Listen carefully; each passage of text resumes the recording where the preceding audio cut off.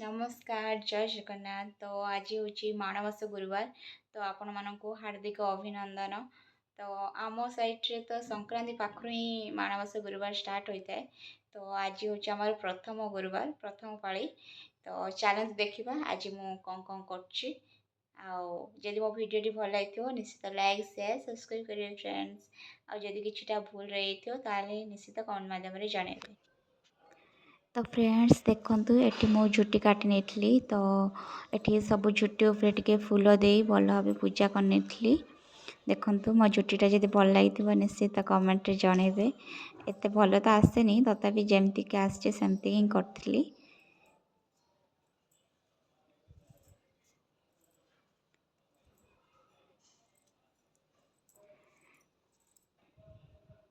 Eighty Thakur घर देखो friends eighty Lakshmi माँ पाखे फास्ट गोटा भोग कर तापर एटी बही भी पढ़ी नेथली।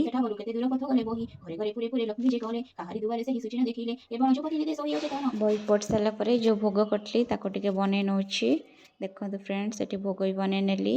देन तापर टे खीरी भोग लगे माँ पाखे। तो ये खीरी बनाऊँगी।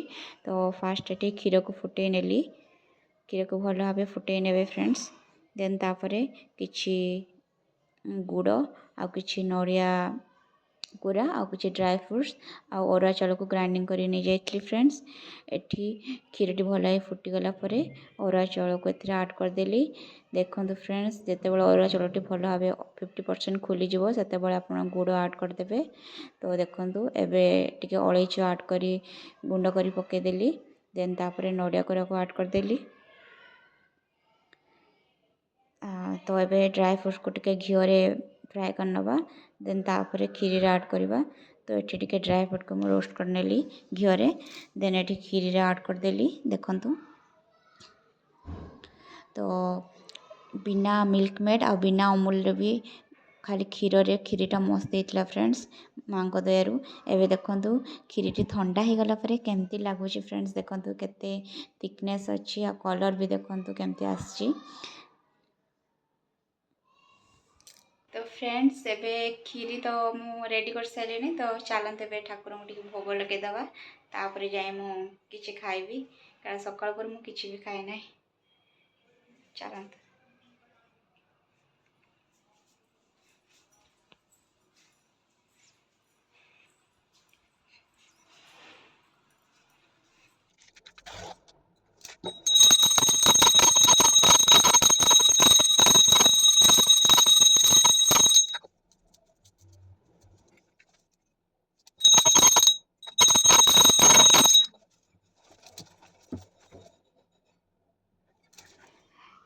तो सांग माने देखंतु एठी माँ को खीरी भोग लगेदेली। एबे मुझे भी बिना प्याज रसुण मटर तरकारी बनैबी। तो चलते देखा रेसिपी। एटी मटर आलू आ हल्दी लुण दे मटर को भल भाव आम सिझेदवा।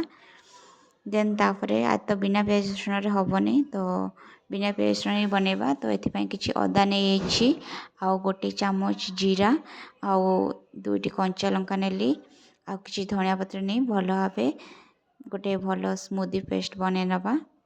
देखो फ्रेंड्स आ किसी कटा टमाटो ये मुझे नहीं टमाटर परिमाण टी अधिका नवा जेहेतु बिना प्याज रसुण बनाऊँ। तो ये खटा खटा लगे भल लगे। तो ये तेल गरम कर गोटा जीरा ऐड करदेली। देन तापर कर मसला को ऐड करदेली। देन तापर काटी रखि टमाटो को ऐड कर भल भाव मसला को कषि नवा। टमाटोटी टिके नरमी गला आम मसला गुंडी सब पकेबा जेपरिक हल्दी गुंडी लंका गुंडी लुण आ किसी करी मसला दे भल भाव मसला को कषि नवा। देखो फ्रेंड्स एठी मो भल भाव मसला को कषि नेले। तो ये सिझे रखि मटर आ आलू को ऐड करदबा। मटर आ आलू को ऐड कर भल भाव मसला को कषिबा।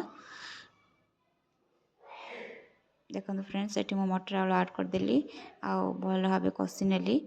भल भाव कषाला आपण अनुसार आपण पानी ऐड करदे। तो यहाँ बिना प्याज रसुण ये रेसिपीटा बहुत ही टेस्टी लगे। तो आपण मैंने भी निश्चित घरे थे ट्राए करूँ देखिए निश्चित बहुत बढ़िया लगे। तो ये मोर प्रस्तुति हो गला मटर तरकारी।